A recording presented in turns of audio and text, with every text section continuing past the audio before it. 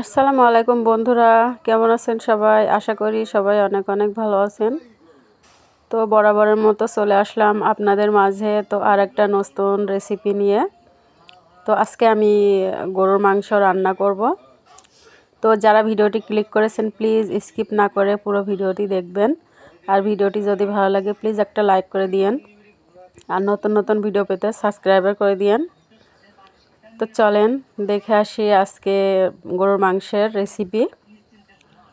তো এটা অবশ্য বাসায় সবাই রান্না করে, মানে সবাই রান্না করতে পারে, তারপরেও আপনাদের সাথে শেয়ার করতেছি। যদি রেসিপিটা ভালো লাগে তো বাসায় ট্রাই করে দেখবেন, অনেক ভালো লাগবে। তো এখানে আমি হাফ কিলো গরুর মাংস নিয়ে নিয়েছি। আজকে আমি এটা প্রেশার কুকারে রান্না করব। তো চুলাতে রান্না করলেও অনেক মজা হয় আগুনে। তো এখন আমি আজকে হাতে সময় নাই, তো প্রেশার কুকারে রান্না করব। তো এখানে আমি পেঁয়াজ দিয়ে দিয়েছি পরিমাণ মতো, মানে 3টা পেঁয়াজ আছে এখানে। হাফ কিলো গরুর মাংস, এখানে 2 টেবিল চামচ আমি মশলা গুঁড়া ঝাল দিয়ে দিয়েছি। আর এখানে পরিমাণ মতো হলুদ দিয়ে দিয়েছি,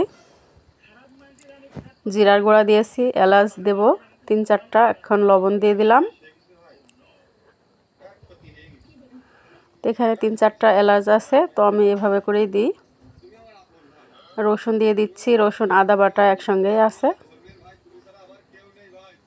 তো এভাবে মাখিয়ে রান্না করলে কিন্তু অনেক অনেক দ্বিগুণ স্বাদ বেড়ে যায়। তো এখানে আমি 2টা আলু দিয়ে দিব। গরুর মাংসের ভিতরে আলু না দিলে তো ভালোই লাগবে না। তো আমাদের আলুটা অনেক ফেভারিট, পছন্দ। এখানে পরিমাণ মতো আমি তেল দিয়ে দিলাম। এখন আমি মাংসটাকে একটু কষিয়ে নিব। কষিয়ে নিলে কি হয়, মশলাটার কাঁচা গন্ধটা চলে যায়। আর এই মশলাটা যত কষানো হবে, মানে টাইম নিয়ে, ততই কিন্তু তরকারিটা খেতে অনেক ভালো লাগবে, স্বাদ বেড়ে যাবে। আর এই যে একটা আমি ওইটা কাটে নেই, ওইটা হাড়ের সাথে আছে মাংস। তো এখন আমি নাড়া দিয়ে দিচ্ছি। এই ভিডিওটা নিতে আমি ভুলে গেছিলাম। তো এই দেখেন এখন আমার কষানো হয়ে গেছে, আমি পরিমাণ মতো পানি দিয়ে দিচ্ছি। তো এটা আমি আজকে ঝোলঝোল করে রান্না করব। আপনারা চাইলে কষিয়েও রান্না করতে পারেন, অনেক ভালো লাগবে।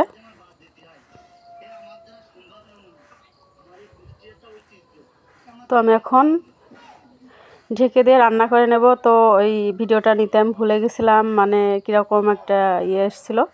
তো এই দেখেন আমার গরুর মাংসের রেসিপি রেডি। তো যদি রেসিপিটি ভালো লাগে প্লিজ বাসায় ট্রাই করবেন। আর চ্যানেলটাকে সাবস্ক্রাইবার করে দিন প্লিজ প্লিজ, একটা লাইক করতে ভুলবেন না। আসসালামু আলাইকুম, দেখা হবে নতুন আরেকটা ভিডিওতে। ভালো থাকবেন আপনারা।